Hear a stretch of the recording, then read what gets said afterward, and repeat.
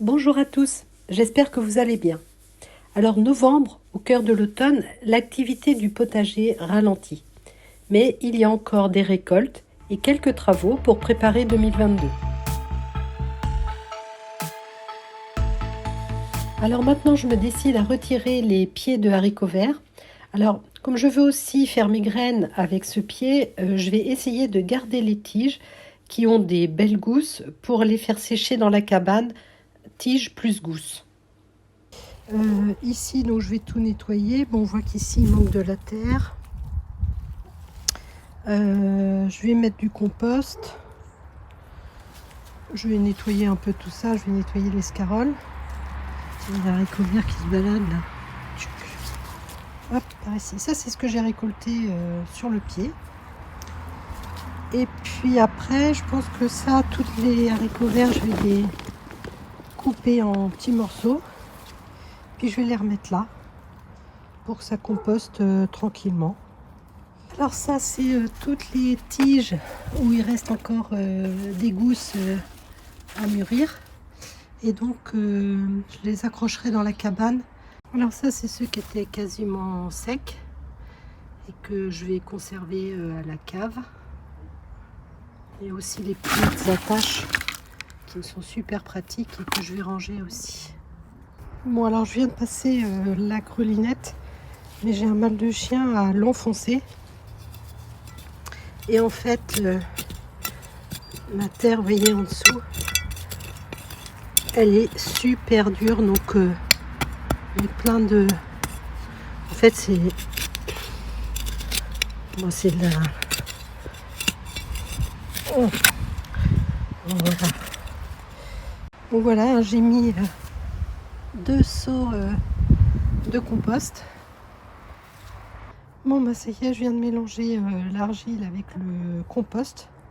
Il y a aussi des petites feuilles mortes. Et là, c'est un petit peu de terreau avec de la corne broyée, de la cendre et du fumier de bovin que je vais...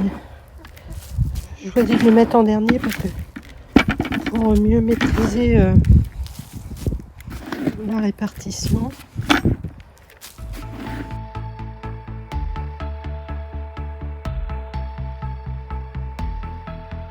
Je vais mettre une bonne partie de cette hauteur-là de feuilles des haricots verts ici. Je viens de les tailler avec ma cisaille là. Et puis je vais les étaler correctement et je vais mettre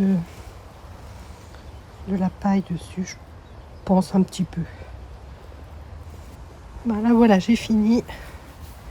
Donc on voit qu'il y a une bonne épaisseur de matière organique. Alors du coup là je vais profiter qu'il n'y a pas de vent pour préparer mon tunnel. Alors donc là j'ai planté mes Red Balls. Ici j'ai ma merveille d'hiver, je vais lui remettre un petit coup d'arrosage pour que la terre soit bien imprégnée. Alors je vois qu'il y a plein de choses qui poussent. Alors il y a des hippomées, des œillets d'Inde qui se sont ressemés. Ça je crois que c'est de la coriandre. Là j'ai de la salade qui s'est ressemée toute seule, mais en quantité. Là j'ai du cerfeuil. Donc voilà, donc là je vais arroser, je vais essayer d'enlever les œillets parce que sinon ça va être l'horreur. Et puis je vais préparer mon tunnel. J'ai enlevé le œillet d'Inde qui était là. Tiens, il me reste un bout là. Voilà. Alors c'est avec la clématite où il va falloir que je jongle un petit peu. Je ne sais pas très bien comment je vais faire. Alors je viens d'installer les 4 premiers arceaux. En les regardant, je me rends compte qu'ils ne sont pas tout à fait aux mêmes distances. Parce qu'après, je vais mettre les 3 autres par-dessus la toile, ici et ici. Donc celui-là, en fait, il faut que je le décale un petit peu vers le milieu. Alors pour celui-ci, je l'ai mis plus en avant, je ne l'ai pas mis au bord de là, pour que la toile elle passe comme ça et qu'elle ne gêne pas la clématite. Là, je viens de mettre une ficelle pour quand il y aura du vent, pour que ça rende le dispositif plus solide. Et puis après, ben ça, je vais le fixer au sol avec la bâche qui sera par-dessus. Donc là, maintenant, je vais passer la bâche par-dessus. Alors maintenant, je vais nouer ça avec un fil de fer. Et puis, je planterai un piquet et j'attacherai tout ça sur le piquet. Donc voilà, je l'ai entortillé. Mon piquet, il est prêt. J'ai ma ficelle. Et donc maintenant, je vais mettre mon fil de fer autour. Donc là, ça y est, j'ai mis mon fil de fer, ma ficelle est attachée dessus. Et donc, c'est attaché au piquet. On voit pas très bien, mais il est là. Et donc maintenant, alors c'est relativement tendu. Et maintenant, je vais mettre mes 3 piquets pour tenir la structure. Je pense que là, il est assez bien tendu.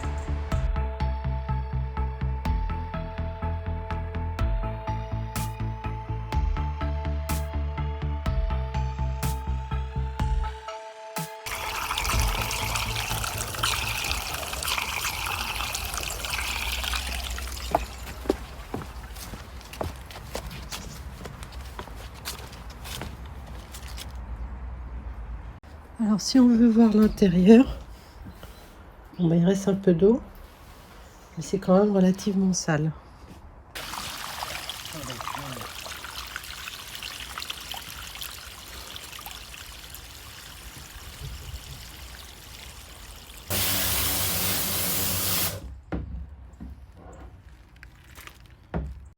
Donc voilà, on vient de mettre un petit coup de perchère à l'intérieur. Donc bah, c'est pas mal. Voilà. Bon, alors maintenant, ben, je vais vider le compost, le mettre dans la brouette et puis mettre du compost là où ça va être utile pendant l'hiver. Bon, ça y est, à force de mouvements comme ça, j'ai réussi à enlever le truc. Parce que je n'arrivais plus à creuser dedans, c'est tellement compact. Donc maintenant, ça va être beaucoup plus facile. Alors là, j'ai enlevé les haricots verts. Et donc, bah, je vais mettre du compost pour cet hiver. Sur cette planche-là, hein, sur cette partie-là.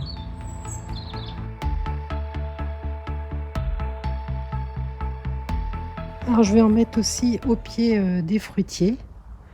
Donc, là, je vais enlever les fleurs et puis là-bas aussi. Alors là, il m'en reste encore un petit peu. Et donc, je vais en mettre au pied du rosier, bon, qui a été taillé là. Bon, il y a des iris aussi qui ont été taillés, mais qui commencent à repousser. Mais là, je vais en mettre tout autour du pied là. Donc tout ça. À disposer en couronne pour limiter la repousse des rejets. Alors, j'ai déplacé mon compost et je l'ai mis ici, à côté des 2 autres bacs, et puis du 4e. Et bon, bah là, ici, je mets mes feuilles mortes. Donc ça, c'est le cerisier, mais en dessous, il y a les bouleaux. Et en fait, pourquoi j'ai fait ça? C'est parce qu'ici, il n'y a pas de lierre, ici. Et parce que l'autre fois, quand j'ai voulu enlever la terre qui était ici, j'avais beaucoup de mal, mais en fait, l'explication, c'est que en fait, ici, il y a un lierre. Et donc, en fait, la base, les 20 cm de profond de mon compost, était envahie de racines de lierre. Forcément, le lierre, il prospérait là-dedans. Donc, du coup, je ne veux plus faire mon tas de compost ici parce que j'ai vraiment galéré pour retirer la terre. Et là-bas, là, ce sera beaucoup plus facile parce que là, il n'y a rien qui pousse. Donc, voilà. Petite précision pour ceux qui mettraient leur compost à côté d'un tas de lierre. Je vais semer des fèves. Donc je vais faire 3 rangées.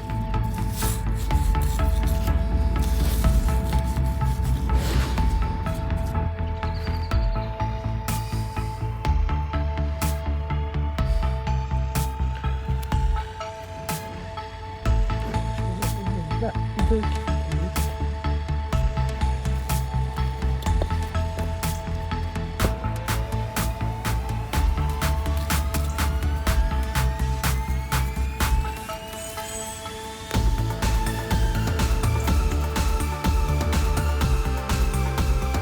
Alors les narcisses, c'est à planter septembre, octobre, novembre et ça va fleurir en avril, mai.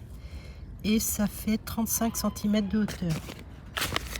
Là, ça fait 70 à 80 cm, mais surtout ça fleurit en mai-juin. Donc après ça. Donc là, je vais faire un cercle.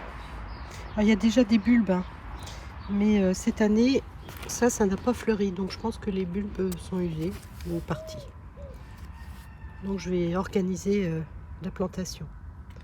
Maintenant que ma terre est bien fine, j'ai été chercher du compost et du fumier de bovin. Je vais y prendre dedans.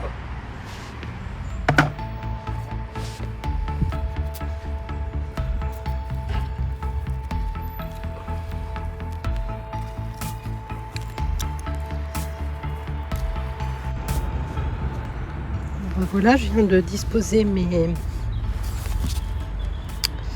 narcisses et maintenant je vais les enfoncer.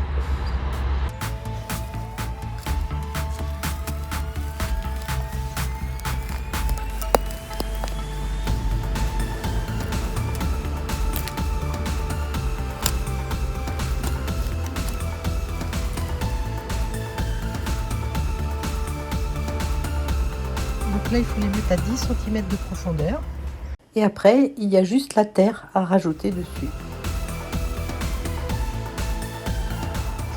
Alors, donc j'ai mis mes alliums tous les 15 cm qui vont faire tout le tour. Et il me restait des bulbes qui commencent à pointer. Je vais les enfoncer aussi, mais ils vont être à la périphérie entre les alliums et les narcisses.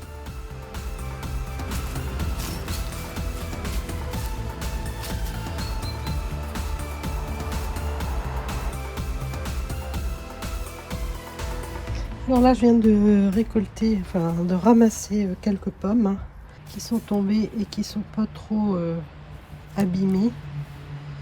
Voilà. Et maintenant, comme on est début novembre, je vais commencer à récolter quelques carottes. Voilà, une qui n'est pas très grosse. Et après, j'ai l'impression que là, il y en a une.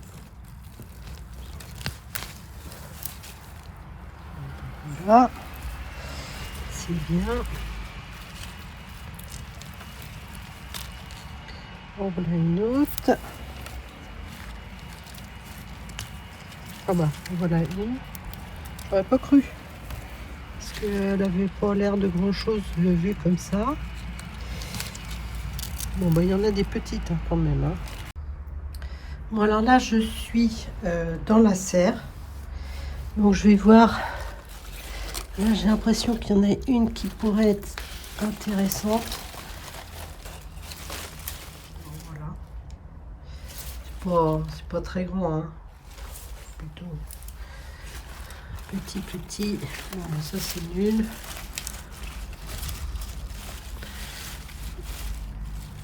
Je crois que je vais aller voir par là parce que l'autre jour il m'a semblé en voir une qui pouvait être. Ah là là. Méchante chasse au trésor. Bon, allez, c'est bon. Là, je pense que j'ai assez de carottes avec mes pommes.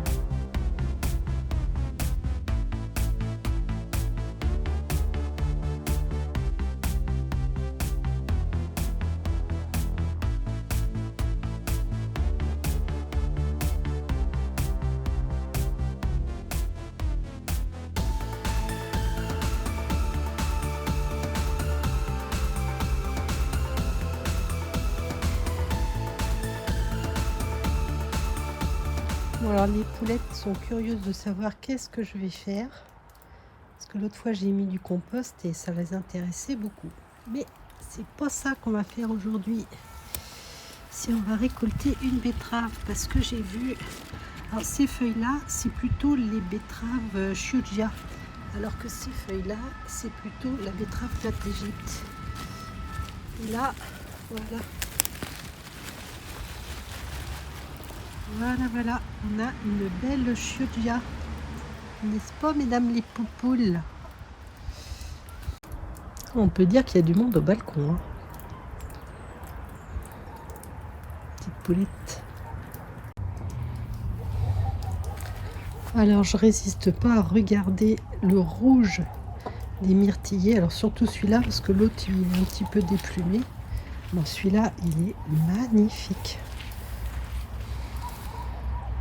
Et puis là, ben, je vais récolter quelques laitues. Donc ça, c'était de la laitue feuille de chêne Querido que j'avais acheté chez Truffaut au moment où je loupais mes semis.